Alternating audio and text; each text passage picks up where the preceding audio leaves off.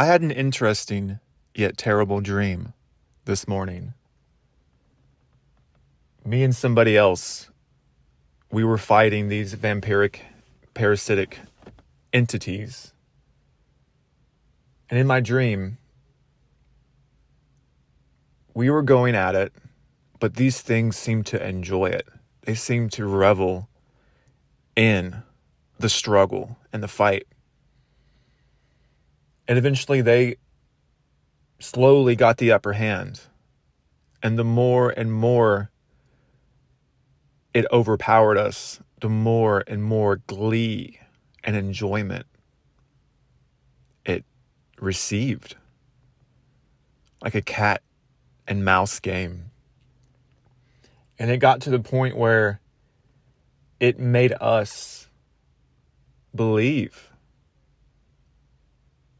that it was overpowering us. And slowly, it began to open its mouth.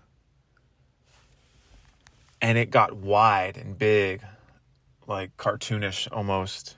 And it just snapped over our head. And didn't kill us.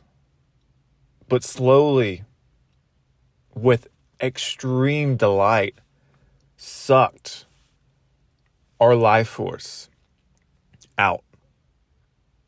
Like a tick, or a flea, or a mosquito. But this was extremely enjoyable. And as we flailed around, it mocked us with its eyes and its glee.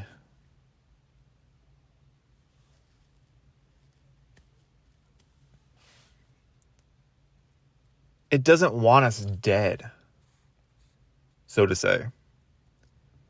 It wants us struggling. It wants to drain every last ounce out of us in the struggle of life. A humane death is not what these creatures want from us.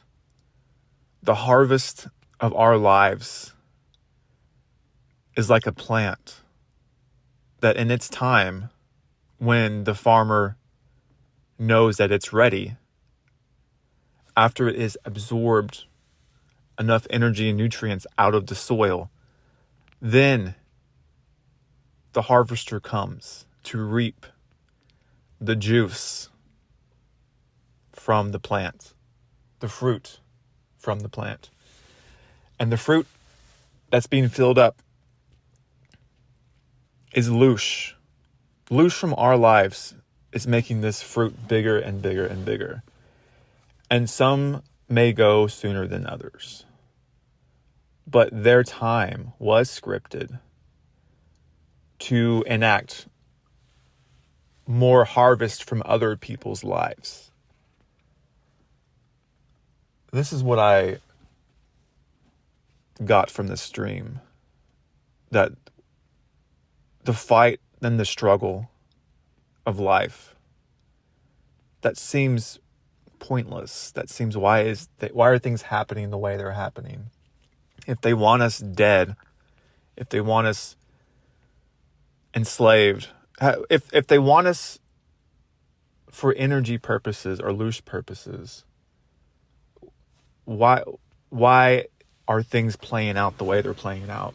And from this dream, I saw that they revel, they delight, they enjoy seeing us struggle, seeing us fight. Even us awaked ones, they enjoy seeing the mental anguish and the agony and the confusion in the fight with this thing. As long as we're fighting, we're struggling, flailing around, and it has the upper hand in this fight, and it knows it, and it's going to have a handicap on itself and make us think that we're actually doing something, that we're winning, that we're when we're struggling in this fight, it's actually doing something. While the whole time it knows it is harvesting and reaping the loosh from the fruits of your labor. in this thing. And it was sickening because it tried to instill within me pleasure in seeing the energy being sucked slowly and delightfully out of me and the person who was fighting alongside of me. I'm not sure who this person was. And we didn't die. The dream ended. So I'm not saying that these things won. What I'm saying is these things, it was a staged fight, as in it was rigged. It was like a lightweight going up against a heavyweight. But the heavyweight concealed itself until the final fight. And it allowed us to think that we were actually putting up a good fight. When in the end, the creature got bigger and bigger and bigger from our struggle with it. And it tried to convince me that it was an enjoyable thing, not only for it, but for me. But I don't see it that way. And I refuse to see it that way. And I'm not saying that this is the truth or this is what's going on exactly. But this is my interpretation after thinking about it. The struggle that we are all going through in even figuring this thing out is somehow even giving it enjoyment and glee and delight to see us struggle as it's sucking the life force out of us day in and day out. And the mental and emotional and spiritual anguish that we're going through and searching in the darkness for truths, reasons, answers to questions, solutions, all of it. It's making these entities, it's allowing these entities to feed on us in different ways because we're struggling with it. We're suffering with it in different ways. So perhaps, I'm just thinking out loud, maybe if awakening is part of our life script, and we're like, why would these things want us to wake up to this? It's because criminals and evildoers, they want to be known as long as they don't get caught. If they are powerful, they want their deeds to be known. They want their actions to be known because it gives them a sick, twisted sense of pleasure in knowing that you know, but there's nothing you can do about it. And no one's going to believe you. And there's nothing authority-wise is going to come and stop them. It's like you witnessing a narcissist abuse and you see their mask fall and you know exactly who they are now. Oh, they love that because they're going to act like to everybody else that they're still this great, loving, enjoyable guy or girl. But around you, they're going to abuse you with this truth that you have. And they know there's nothing you can do about it. And the more you struggle with this thing, the more sadistic pleasure it gets because there's nothing going to stop it. And there's no one going to believe you. This is like the struggle that we're going through. That no matter how loud or how much evidence that we show others around us of this narcissistic abuse from this realm and these entities, no one believes you. No one can see it. And to their faces, this realm is showing love and kindness and, no one's perfect. Everyone makes mistakes. But here, enjoy this little trinket. Here, enjoy this little emotion. Here, enjoy this little pleasure. And everyone's like, oh, thank you, thank you. And then it takes one of them and it's like, shh, shh, shh, shh, shh. And it just strangles them to death. That's what this life does. And you're witnessing this, saying, can anybody see what is going on here? Can you look at this thing? It just strangled this person to death.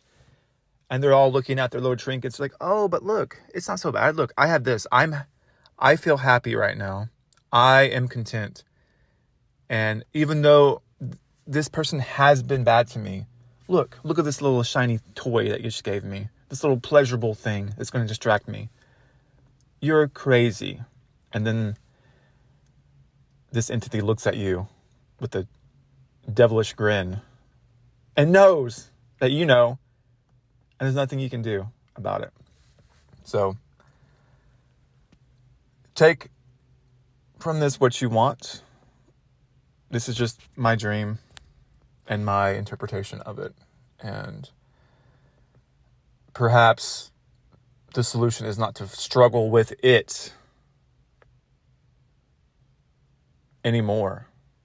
Perhaps the solution is to don't engage in the fight in that way. I mean, just take this with a grain of salt. I mean, just go over this with your own intuition, your own inner self. Keep the focus on freeing yourself from it. Not in a struggle kind of way. Not in a flailing, like they've got you in a trap noose and you're just like expending your energy for no reason, trying to escape. Getting weaker and weaker and weaker as the hunter is looking on with delight and glee, knowing that you're about to tire out and it's about to feast. Sit in the net. Ponder from a higher perspective within yourself. I'm trapped in this net. This thing knows it. It's watching from the distance. It's waiting for me to get extremely tired as it has a straw stuck into me from the net, and there's no way I can reach it. Let me cut off this thing's energy and focus on getting out my own way in my own time.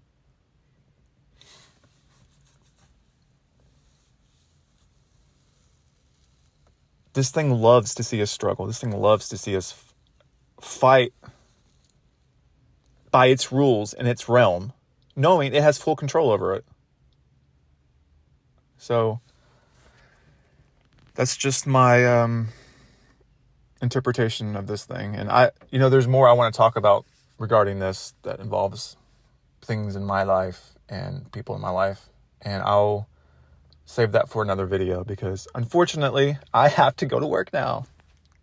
It just seems like clockwork.